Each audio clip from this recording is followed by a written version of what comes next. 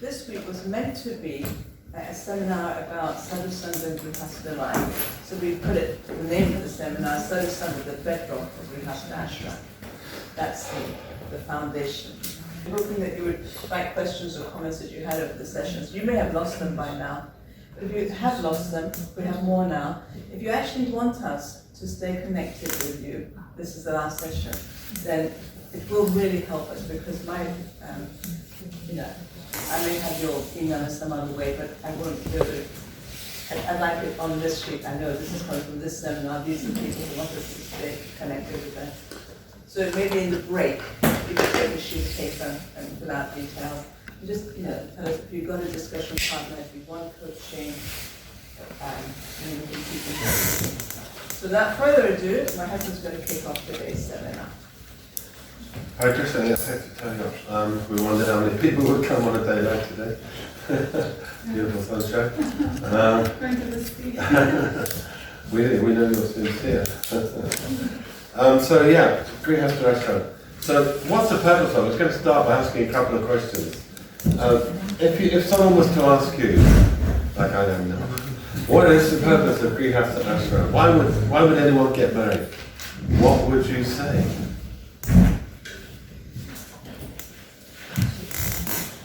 Why did you get married? One good thing.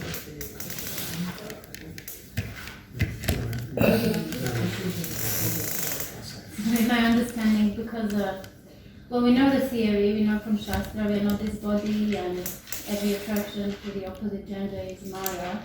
But if it's just a theoretical knowledge and not realized, then the recommended way to deal with our lack of realization would be engage our anatta in Krishna consciousness somehow or other. So if you have an attraction for the opposite sex, get married. Legitimize it and use it in Krishna consciousness. Spiritualize our Krishna, our attachments. That's good, yeah. Anything else? You want to reflect it back? I'm saying that obviously we're not the body, and thus attraction to other people's bodies, the opposite sex is Maya, but we have to be realistic. If we are attracted, then we have to do that, deal with it in a proper way by getting married. Anyone else? Yeah, has anyone any other thoughts on why we get married? I don't know if this is why we get married, but I often remember going to a lot of wedding ceremonies with Krishna work with him, and I always remember that he says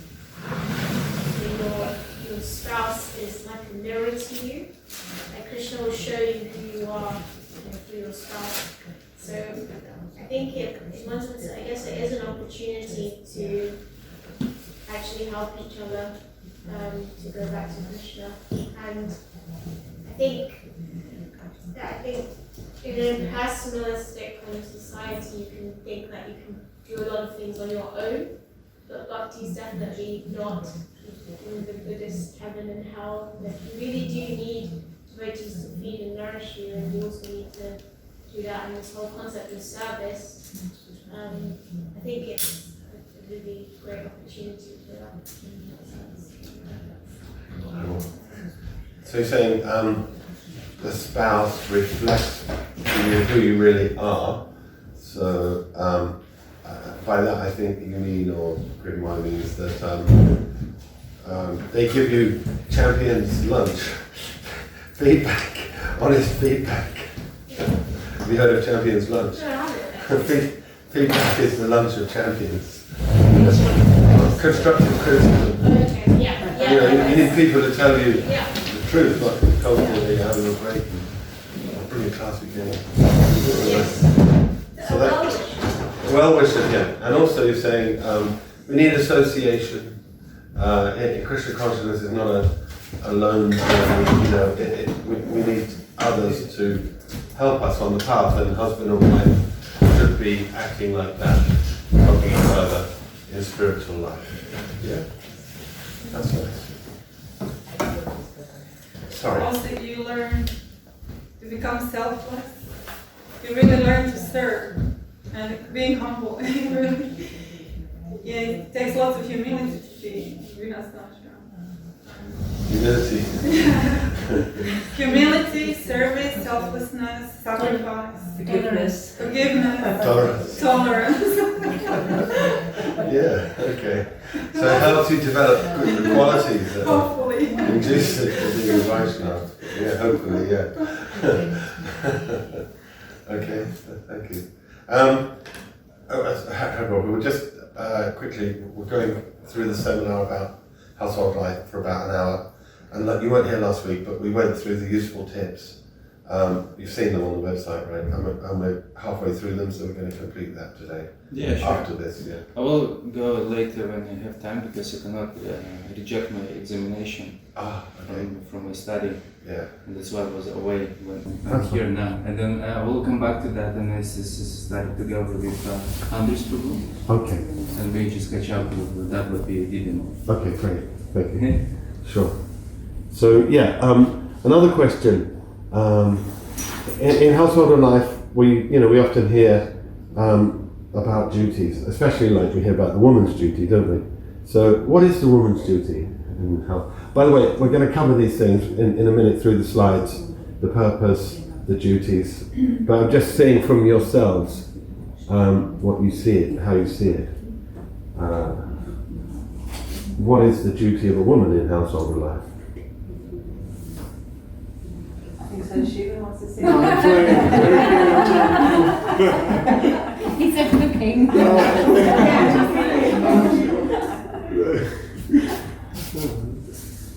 Maybe we should go through the slide first, like the one about what is the purpose of household. Look at that slide. I'd just be interested to know what And then come to this question afterwards. Okay. Because the next slide deals with that.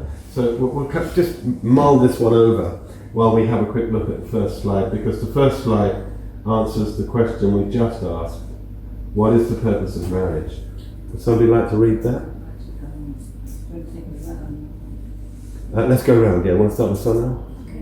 Purpose of marriage. Marriage is actually a duty performed in mutual cooperation as directed in the authoritative scriptures for spiritual advancement.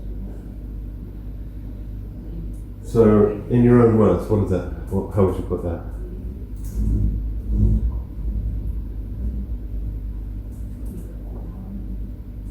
So you're cooperating together, you're working as a team towards the goal of life, following a process which is given by sacred texts. Thank you. Yeah, exactly. One must reflect that. Yeah, go ahead. So mutual cooperation means that we're working as a team. We're working as a team to achieve spiritual advancement, and we're following the directions given to us in sacred texts. So we're guided. We follow the guidelines given in sacred texts. So the key thing is spiritual advancement. There's one other word there, a duty. So a duty, I understand, means an obligation. It's something we have, it's an obligation. The Nayajastra is an obligation. So coming back to the second question, which we're about to tackle now, the duties of husband and wife. What's the duties of the wife in marriage? What do you think? Just throw out some things. To be faithful. To be faithful. By faithful, do you mean just not go off with other men, or do you mean more than that? And faithful in service to Krishna, sort of thing. Okay, so to be faithful is a devotee to serve Krishna. Yeah. Anything else? To be encouraging. I remember reading one time.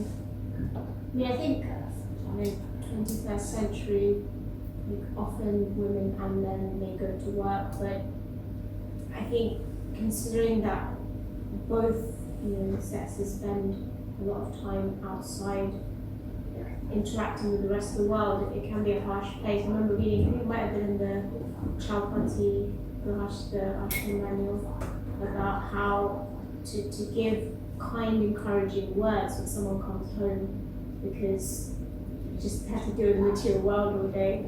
And it's like, it's nice to have, warmth, welcome, Right. kindness, encouragement, that kind of atmosphere where, when you're at work most of the time, if the husband is at work, even the wife,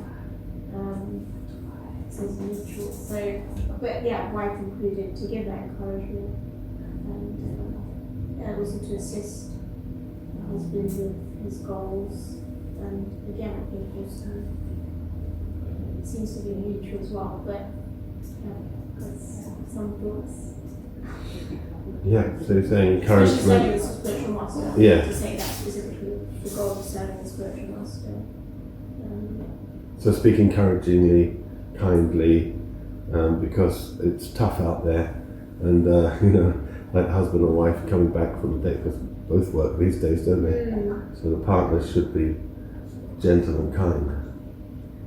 And help each other to serve Krishna. So if That's the right, husband has yeah. a goal in service to the Guru, the wife should help. And if the wife has a goal in service to the Guru, the husband should. Yes. Perfectly understood. There's in Shastra 3 things should be abandoned. You know what they are? The country which has a weak king, town which has no river, and the home where husband and wife don't speak sweetly to each other. Chanakya.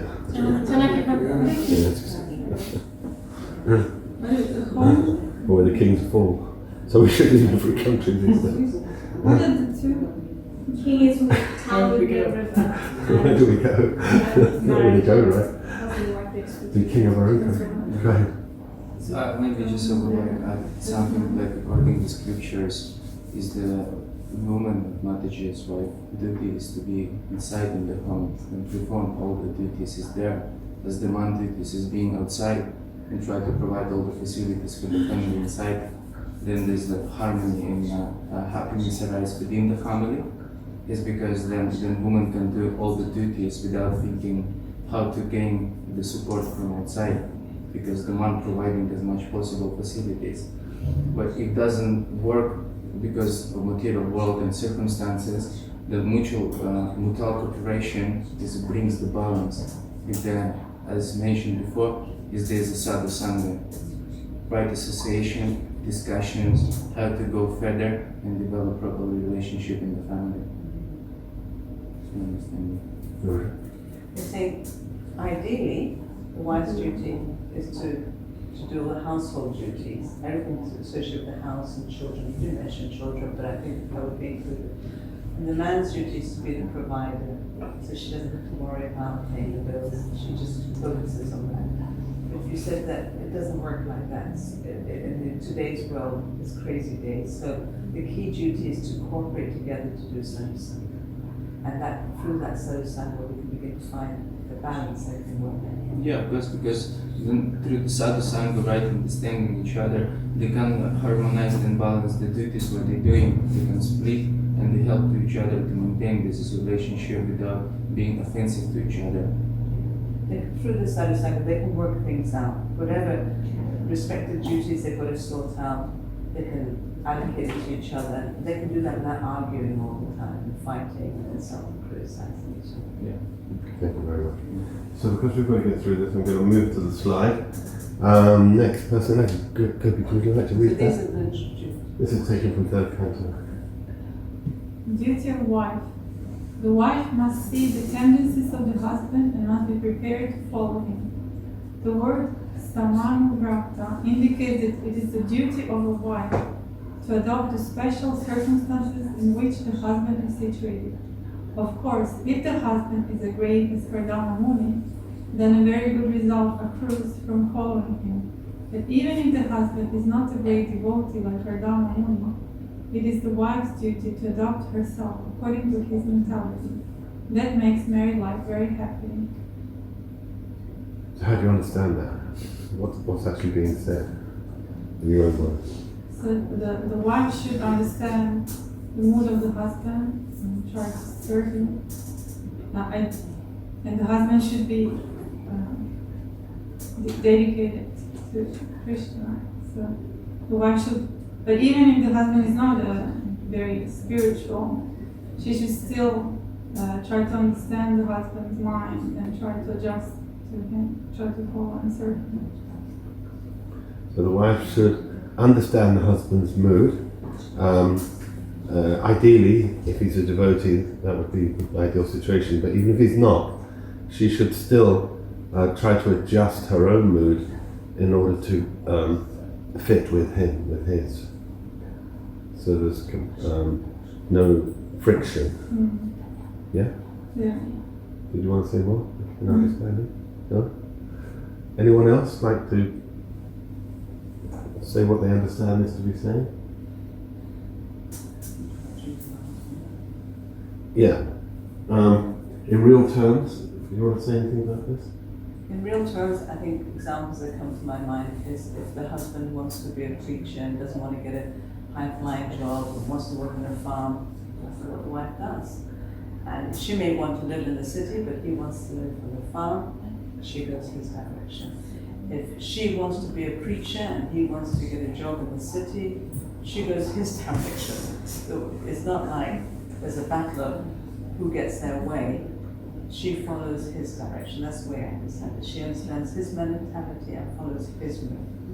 So that's the duty of the wife. But what about the duty of a husband? Redefining the boss. Duty of a husband. Let them guess. Let them guess. Oh, okay. Shall we let them guess? You wanted to say? You wanted to say? I just wanted to say that a good example of that is Gandhari. She blinded herself willingly because she didn't want to surpass her husband. Very nice. Very nice example. Mm. So, yeah, duty of a husband. Anybody like to have a go at what that means? What do you think the duty of a husband We is? hear a lot about women. We don't hear a lot about men. What Yeah. What are I they? heard about pleasure. I didn't know it. Shall I read it? No, this No, is this is right. the duty of a No, we haven't put it up yet. Oh, it's We not. want We want to to know just your thoughts. see what your thoughts might be on it. Sorry. Oh, the duty of husband is to try and look after the wife. He should be bringing enough money as well to sort of, so she doesn't have to go to work or even work too hard. And he has to be detached as well from his, well, not from his feelings, but more to be.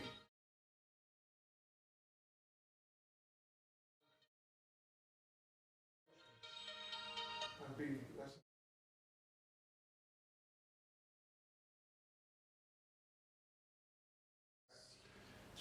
But be there to hear and not be too flustered. Anyway.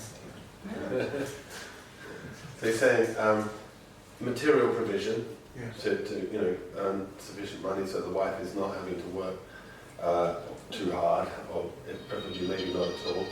And then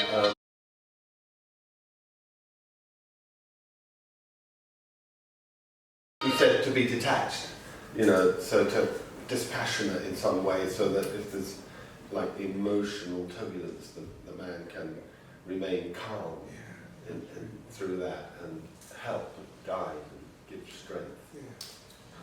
Yeah. Yes. Anything else? After you had your hand up. Yeah, I somewhere here that of read that maybe a few years ago that Prabhupada said that the man's duty is to take full responsibility of the spiritual life, to bring himself as a family together to God. This means if he's not ready, then he's not even supposed to start the family, because the duty as well has to, when as a child, come to bring him to the Krishna consciousness. With some understanding, as I'm far remember. But it's not like personal, but I repeat what this Prabhupada say something. It's really good listening to Prabhupada. You said, you understood from Prabhupada that the man's duty is to be the spiritual guide to bring the family towards Krishna. If he's not able to do that, he shouldn't get married. And the children, to raise them in Krishna consciousness. So you shouldn't get married unless you're able to do that. Yeah, this is just like, because that to change the ashram is according to Vedic culture. you should be prepared to take full responsibilities, because the Grihastha ashram is not for the sense gratification, is to perform the duty which is raise you just like the eternal relationship with God. If you take responsibility of the family, you want to have a family, but because the woman and the child, they don't have so much basically strength to do by them own, then you need to just take care of them very nicely, that they came together. You say, when you come to want to change your ashram, don't change your ashram just because you want sense gratification. Take your ashram as a duty because you want to elevate, you want to have a family that you can offer to Krishna, that you can bring to Krishna, you can liberate them. You say, wife and children by themselves, they don't have the spiritual strength. You didn't say this, but they're not associated with the sannyasis, they're not going to class all the time. She's looking after a small child. So the husband has to make sure that they're getting what they need to become spiritually elevated. Yeah, thank you. And then this is the purpose of everything, of the, as a saying of the wife's duty, to give all the best for the man, that he's practicing the spiritual life very strongly. Because if she will be disrupted in the path, then he will be weak actually to perform his prescribed duties. And you see, that's why it's really important the wife be supportive, because he can't elevate her if he becomes spiritually weak. So she's always demanding and nagging him, why are you going to the temple, why are you chanting your rounds, why are you studying, why don't you earn more money?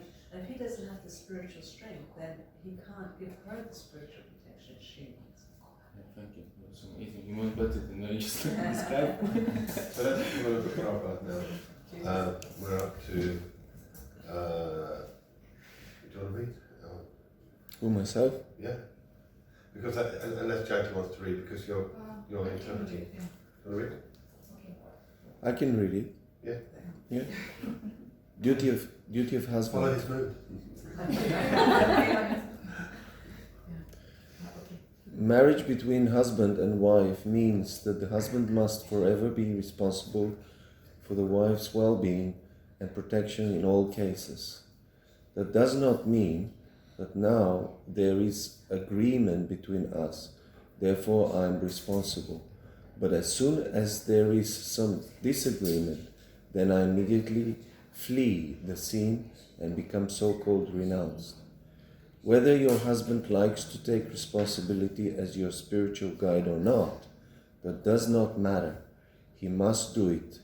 It is his duty because he has taken you as his wife. Therefore, he must take full responsibility for you the rest of his life. In your own words. The husband's primary duty is to look after the spiritual advancement of his wife and children, his family. This is his main responsibility in married life, and he has to do it either way. What if it's difficult, if it's easy, if people follow him or not, he should still make sure that the family has a very spiritual background and strong foundation, spiritual foundation. And Prabhupada says here that one should not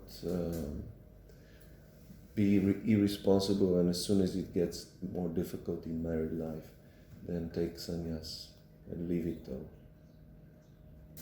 Yeah, saying that it's the man's duty to provide spiritual guidance in the family and to the wife, whether it's, even if it's difficult, it may be difficult or it may not be, but nevertheless he has to do that. He shouldn't become irresponsible, and if he's finding it arduous, then decide, I should take sannyas now. Time to renounce and give it up and go away. He must be stick to that and take responsibility for his life. Yeah, very, very good, understand, thank you. Yeah. And I like the word stick to that. He can't waver, he has to be there. Yeah. whether he likes it or not. And that's in general relating to all different types of duties. You have to do it whether you like it or not, Right. because it's your duty. Yeah. So you're saying that that is in fact the definition of duty, that you do it despite the difficulties you may encounter. You know. So household life is the same. Just, you know, you don't give it up because it's hard. And these moments inevitably come, actually. One wants to say, want to forgive. They do come, yeah. Okay. So moving on, I'm not sure. Oh yeah, there's another one, which is along. Do you want to read that one out? Yeah. It is the duty of the superior to give fearlessness to the subordinate, to take charge of someone, therefore, either as father, mother, spiritual master, relative, or husband, one must accept the responsibility to give the word freedom from the fearful situation of material existence. In your own words? These thousands words, because this is like such a big topic to discuss, you see. But as general, maybe I go speaking something from my heart, is going so much deeper to yourself to understand that all yourself should be fully depend of Krishna, all your existence. Only in that way you can attain the shelter of Krishna, which is that helps you to provide this situation in a family, which is protects them. Because if being independent and trying to protect the family this is very dangerous, because this is practical, is not possible. Our senses, our mind and intelligence is weak, and any situation can be very doubtful and going to be difficult to show your kshatriya qualities, etc. But taking the full shelter of Krishna and begging for him to provide that strength and confidence within to protect the family is only safe and provide us the freedom for the fearful situation of material existence. Yes. Yes, you're saying to give freedom from fearful situation means only Krishna can do that. That means the husband has got to give up their ahankara, thinking I'm the doer. He has to go very deep in taking shelter of Krishna so that Krishna will give protection to his family. Because only Krishna can protect us. Yes, perfectly. Thank you. Thank you very much. Anyone else? Anything? I have Yeah. May I say something else? Of course. I think Sadhu was saying something earlier about how the man has to stay calm. Sometimes women will get emotional. So, it's really hard being in the driving seat of a car. Imagine you're in a car going up the motorway and you're in the driving seat and the driver is going like 90 miles an hour and sometimes he's changing lanes and you can get really frightened. So sometimes being in a woman's body, because we have to follow the mood of the husband, it can be really frightening, especially if we don't always see things working out. And that's why men sometimes accuse women of nagging. Actually, we're just fearful. We're not in control of the car. We're not in control of our lives. And it's like, oh, he's doing this, that's a good idea. Shouldn't we be doing more of that? Shouldn't be indicating. So it can be really, really fearful. But the man has got to do something that helps his wife become free of fear. Because as long as she's fearful, anxious, what will happen? What will happen? Will we have enough? Will the kids prepared? Are we doing the right thing? And then she will find it hard to follow. But if the man does his duty properly, we're going to talk about how he can do that, how he can make her fearless. If the man does his duty properly, the wife's mind will become calm, and she'll be confident. She'll think, yes, I know everything will be okay. I can follow without anxiety. So I think this is what it's saying. You can't just expect her to do as he says when she's experiencing fear and anxiety about the situation. He has got to help her become free from that anxiety and fear. That's what I understand is what he's saying. But I would like to reflect back what I say. I always reflect back what you guys say. Can I try? Something in reflection. I don't know if this goes well. You give us some example of the driving the car. That's what Sadhu says about that. I'm not sure it was.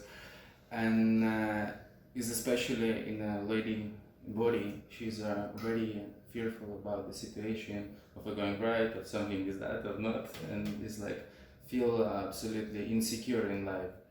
And then if the man is just taking the duty very seriously in Krishna consciousness, then everything has become calm and soft, because from there comes protections, whereas the wife will feel the fearlessness. Yes.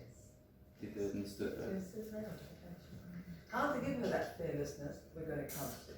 But that's what he has to do.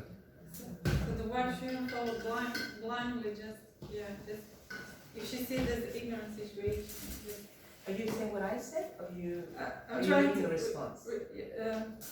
You said Are you bringing up a doubt about what I said, or are you reflecting back? reflecting. Okay. Is the wife shouldn't follow blindly? I didn't quite mean that. I meant that it's the wife's duty to follow. She's meant to follow. But sometimes. But it's difficult to follow It's very if difficult. if If she's she's in fine. fear. Yes. I remember reading Prabhupada was saying, if a husband or wife is spiritually strong practices, so either husband or wife is strong, then the other one should support that.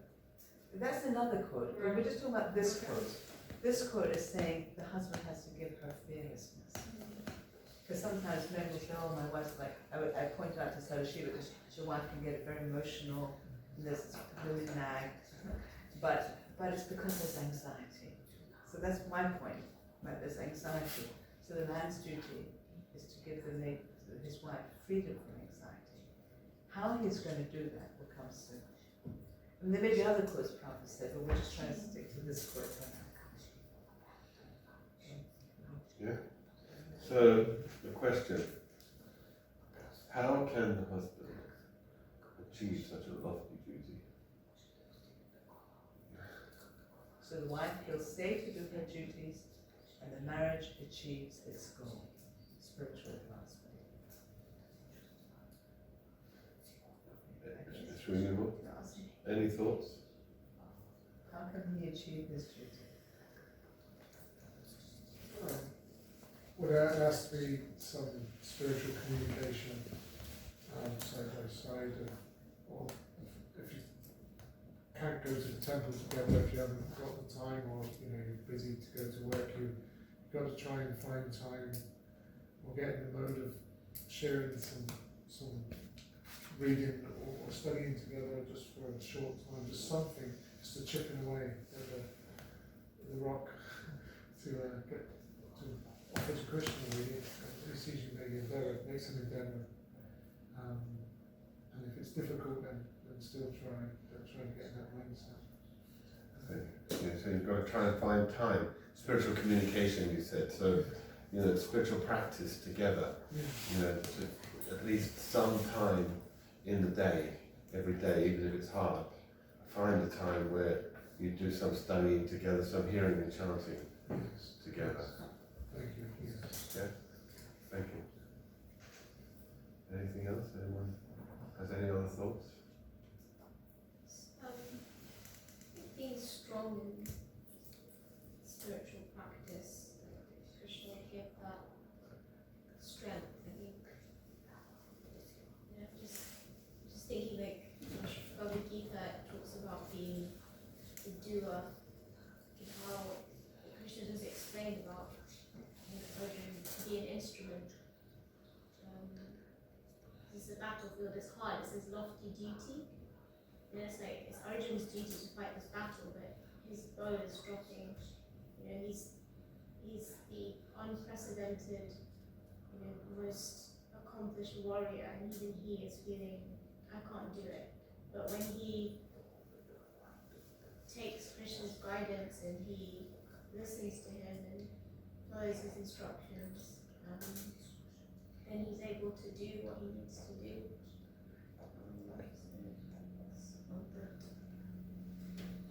So maintain our own individual strength in Krishna consciousness.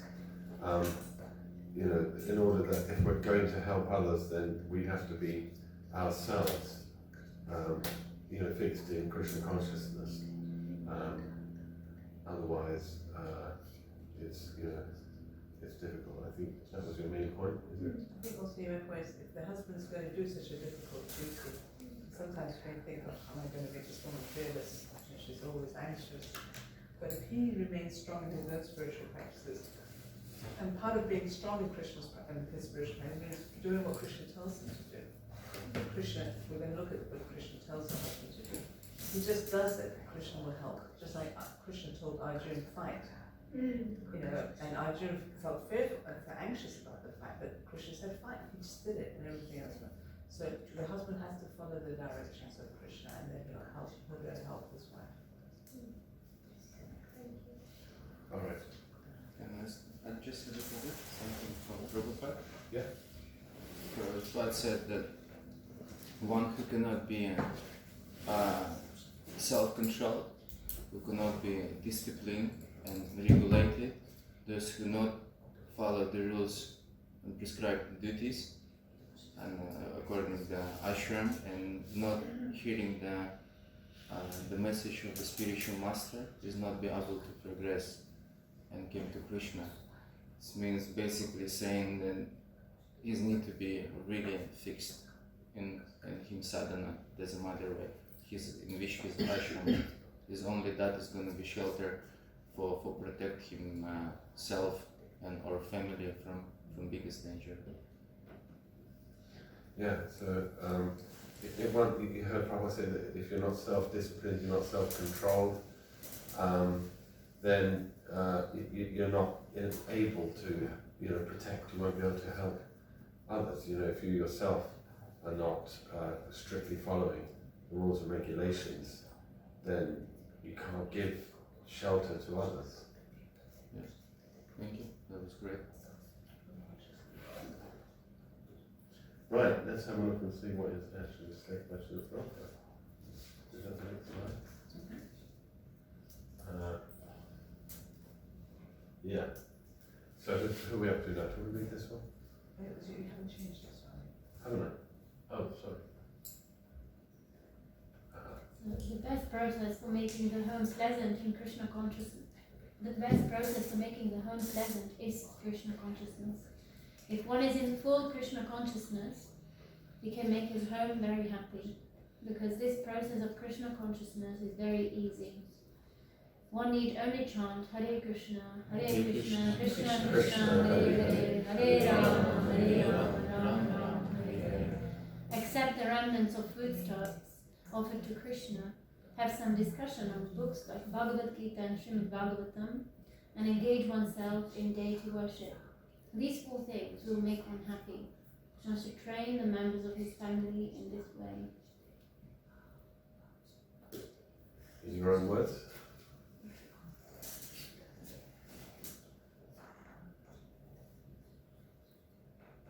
So it appears like what I understand Prabhupada says, like it's very easy to actually make the Krishna consciousness, the home, a happy home.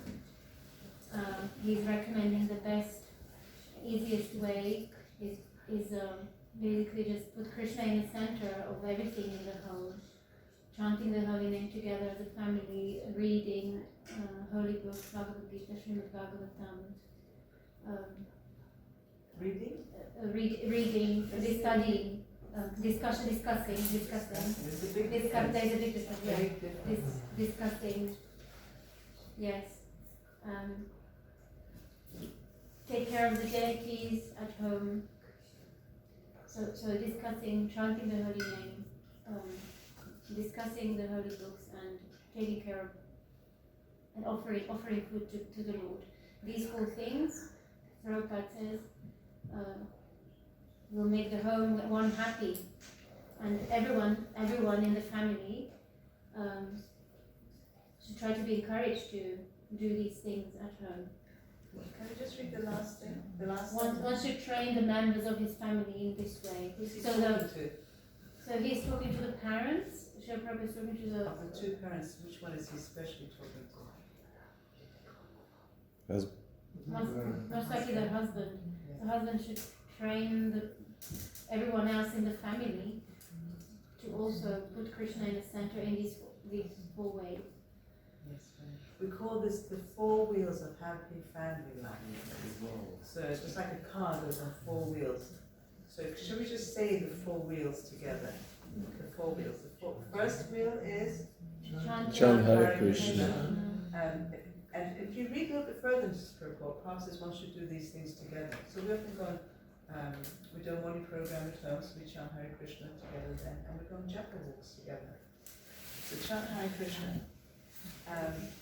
Take prasadam together. That's the second wheel. Take prasadam together. The third wheel is Discussing. what? Bhagavad Gita and Srimad Bhagavad Gita. Yeah. And the fourth is daily worship. So that can be very simple. You can have a Guru Garanga altar where you just offer your incense. It doesn't have to be elaborate daily worship. You can just offer your food and incense and a flower. But you can be elaborate. But I remember, sorry, I remember when we got married, there was 5 couples that got married together. We had a lot of marriages going on around the same time. Bhagavad Gita was married, plus 4 of them. And all of us started with 4 of the wheels. Can you imagine which wheels we started off with? Were we all chanting our rounds? Yes. Yes. Were we all taking prasadam only? Yes. Yes. Were we all doing some daily worship? Yes. Were we all discussing Gita and Bhagavatam together? No. No, we weren't. And that's where, if you're not discussing Gita, but you're not, remember one of the quotes we shared a few seminars back is the root cause of bhakti is Sadhu Sanga. It is the root. So if you're not hearing regularly from Prabhupada, and you've got 2 kids, 3 kids, and problems with your income, and you've got to get another job, you don't think, I can't waste 2-3 hours chanting these 16 lines. They begin to become an irrelevance, and you stop. And then you start eating, sandwiches from Greg's, and great, because the rest of it begins, and gradually your deities are just ornaments. Without that hearing from Prabhupada, everything else will gradually stop. As the pressures of family life pile on, it will all stop. But if you include just half an hour discussing either Gita or Gita and Bhagavatam both, at least Gita, the rest of it will remain relevant and you'll maintain it. That is the root, that number 4. And that's why so many of our marriages struggle, because we don't do that one, the number 3 one actually, have some discussions books like Gita and Bhagavatam. And that was the turning point in our marriage life. We started off doing 3 like everyone else. And after 15 years, we were having difficulty. It was after 15 years that we introduced that third wheel back into the car. And that's the wheel that's connected to the engine. You take out the wheel that's connected to the engine, your car's had it. That's the wheel that's connected to Prabhupada's pure devotee. And everything else done completely. So this is the duty of the husband. He must make sure that the family can fit this in.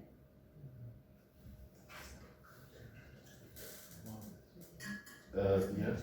And this is another quote along the same lines. Sadhu, can we read that one? So why don't you become real guru to your wife, to your children, and instruct Bhagavad Gita as it is? This is our mission. You sit down in the evening, chant Hare Krishna mantra, and teach little instruction from the Bhagavad Gita. See how the life changes. Is that a very difficult task? In your own words? So the Who's he man, speaking to? he's talking to a man.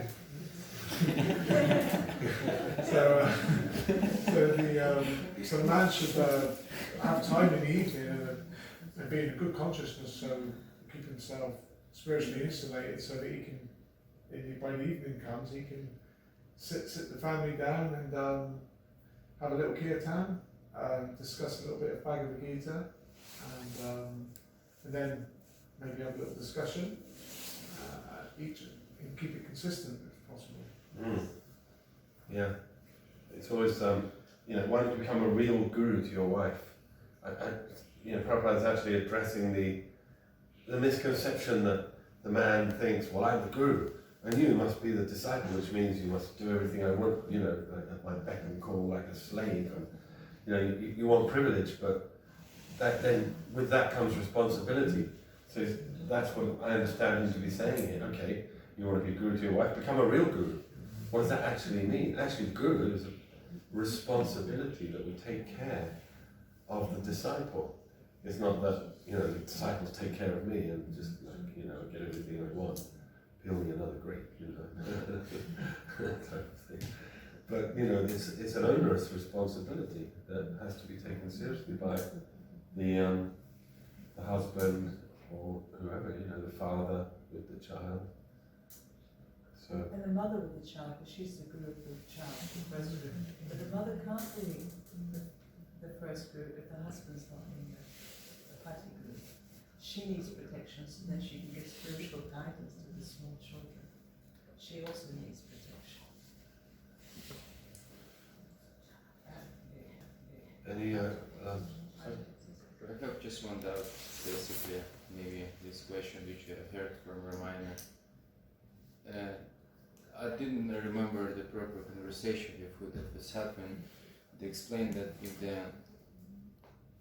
lady, she was going to university and get education, and she become qualified as to be someone, then for the man to follow and keep the prescribed duty is going to be difficult, because her ahankara has become very strong, and she become very competitive to him. It's basically, even he would provide them information about the Bhagavad Gita for the family, probably she will be not able to listen to him. Then my doubt, how is possible then to find the compromise within the family? You see, what if the woman is more educated than the man? And then she kind of doesn't take him that seriously, even if he's trying, but she doesn't take him that seriously. Yeah. Because she thinks I know more than you do. Yes, never mind. and switch off. I say there's 3 different types of marriages. 2 are recommended, one is, and I forget Pratiloma and Anuloma, I forget which is which. So one is you marry someone who's your equal. One is you marry, a man marries a woman who's his equal. So she doesn't know better than him, she doesn't know worse than him, she's his equal. Another is that a man marries a woman who knows less than him, who's less qualified than him, he can elevate. Another is that he marries a woman who's more qualified than him. And of all the different types of marriages, that's the most important one. So it's very, because the woman is more qualified and she's finding it difficult. But if the woman agrees to marry that husband, she has to know her duty, she has to follow his rule. It's more difficult, but that's her duty. So, she's agreed to marry a man less qualified than her, she can't then think, oh, good, that's fine. I agreed to marry you, now I follow your rule. Otherwise, don't get married. I just want to reflect. Yeah, please do, yes, sorry. You mentioned the Sanskrit name, maybe you know. Pratiloma, Anuloma. Pratiloma is the Anuloma. Is it the 3 types of way of the marriage? It's just like for the man to find equally the woman as according to him of the intelligence and way living. Then another who is the less knowing the knowledge, then for him is opportunities to more give the knowledge. And the third is married in someone who is the high educated in himself. But in the last specifically point, it's just like she knows about this marriage and she should know that she needs to follow the prescribed duties. But it will be hard marriage. That is hard. It's gonna be hard. It will be hard for both of them. But if you agree to it, you must do your duty if you want to make spiritual advance. Well, at least I now know what to do. Thank you. I was going to say the example that someone spoke earlier about the example of Dhritarashtra's wife, Gandhari. She was more qualified than her husband, but she didn't want to be, so she blindfolded herself, so she wouldn't have something he didn't have.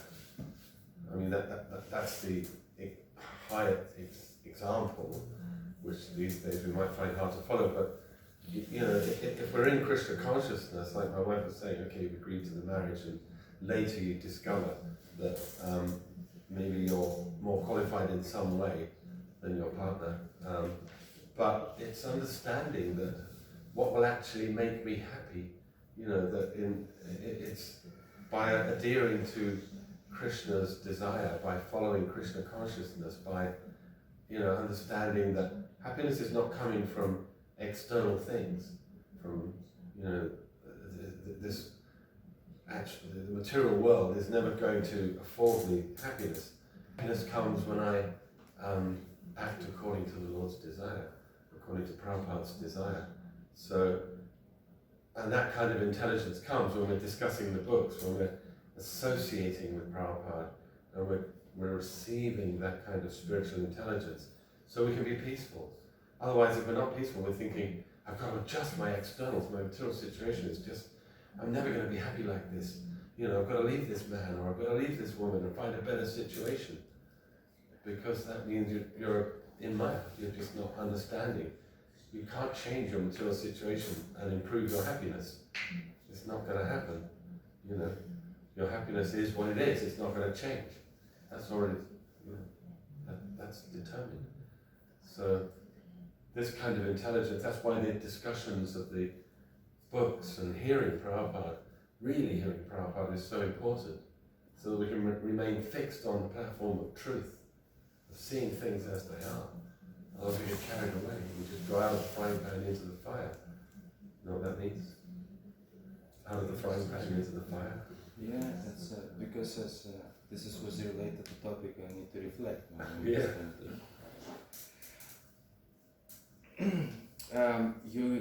I would try to be briefly. You give example about Yudhishthira and Gatari. Yeah. Dhritarashtra and Gandhari. That she was more educated actually as him. And then you give that example that even he just can be educated in some extent, just get some qualification, but his need to measure in the happiness, see the happiness out as a developing within in general, because we understand that happiness is not just something external. Happiness is about the internal reflection of your heart and your duty, what you're doing. And then we basically say that just the happiness we can receive by this study or pleasing the spiritual master Srila Prabhupada of Krishna, and from this happiness is actually the intelligence is rising, and then we actually is connecting to it. Oh, and then I now remember. Yeah, the real happiness comes from Krishna consciousness, from following the process and following the instructions of the spiritual master, and that will make us happy and peaceful, not the externals, not material adjustments. This is the video of Vrinda Kishore and her family. Can you stand up for a minute? I asked her to make it because she was pregnant with Lali. I think Lali's 8 or 9 now when she began doing this, and she brought her children up right from the beginning, before they could even speak. She brought them up using the useful tips that we have shared with you, we'll share with you today. And Lali is incredible. She's like 7 or 8, but from a small child she's been using all the useful tips. She discusses really nicely. And Vrindavan Bihari speaks a little bit in this video about how it changed his life. When we first met, she was telling me that they had a very difficult relationship, like most of us do. Most of us have had it difficult, always arguing. And she said it was really causing her a lot of anxiety. And I suggested she begins doing this. And Vrindavan Bihari attested to her that even though he wasn't at that time doing it, he would allow his wife to do it with other women. And he said just that made a huge change in her mood. So if the woman is peaceful, even if life is difficult, the life will stay as it is. But if the woman is peaceful, her attitude to the difficulties will change. But for that, the man has got to enable, facilitate her doing this. Best is you do it together, but if not, at least give her the opportunity and facility to do it with others. So this is just a little testimony from them, showing how their family discussed together, even with their small daughter. Because I really do hope those who are parents will bring their children up to do this. It's It's very enjoyable, not bully the children, do it in a nice way. And we'd like to support families to do that in a way that is not turning for the children, but will encourage the children. So,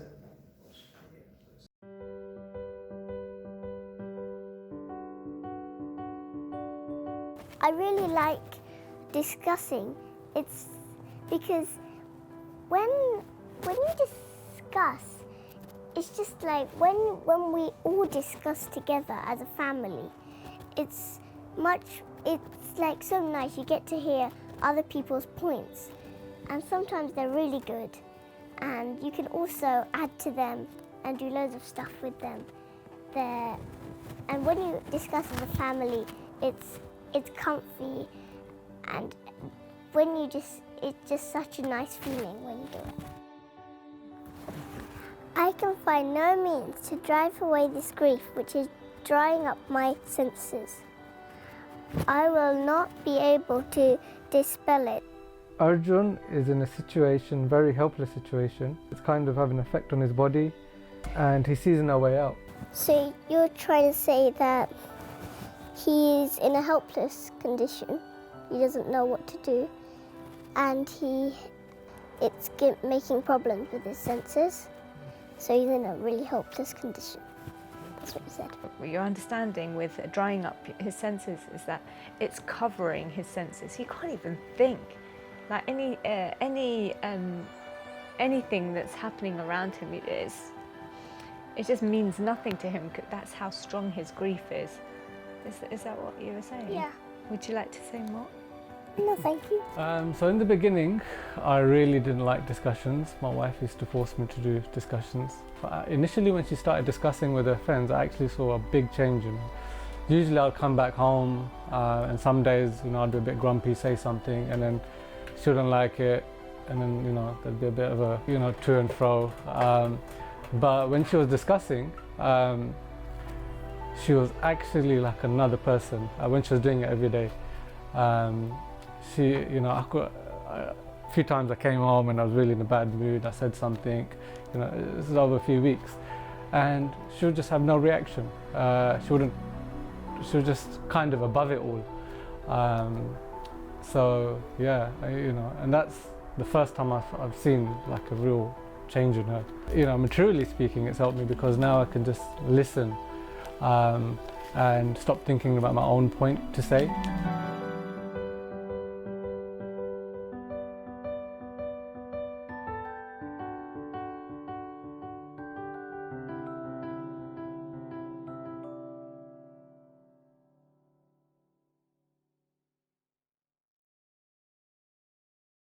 we just pause this here. Just pause it there. Can we read that together?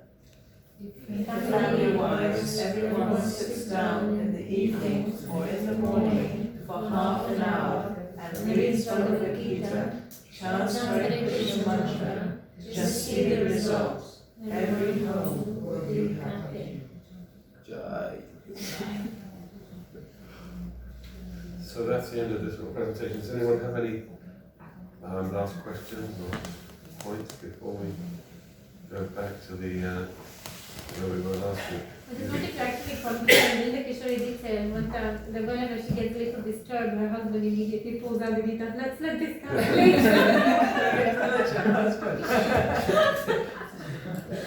That's the best It works. And she was saying, he's very intelligent, she was saying something, but they went away, the men's group went away together. But he would ring home every day, half an hour, discussing his purposes, like half an hour.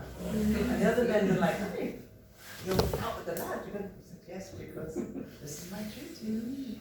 Every day he did his half-hour discussion. Sorry, other than... Yeah, I can do that. This is not about the ashram or something. We start with Andres every single day. We're doing between a half hour and 1 hour discuss the Bhagavad Gita. With Andres. Oh, yeah. He's not able to do it today because he's supposed to be doing the duty, but he's apologized for this. We're discussing every single day without failure, and then sometimes trying even more discuss than once. And I was end of the week, I said to him, listen, I'm transformed. And he says, I feel the same. I just really want to give for my wife this. This because so amazing that we just start to, even I know him for some time, our relationship just general becomes so deep. Because I listen to him and he's like giving me so much understand about the other usher, and I'm saying something, he's just taking from me something that is helping to him to really see the difference of something, like for example. And this is beautiful. This is a lot of joy. Yeah. So you're saying that you've been doing this discussion with Andres, yeah, every day. And sometimes maybe you can do it more than once a day. You're trying to do that.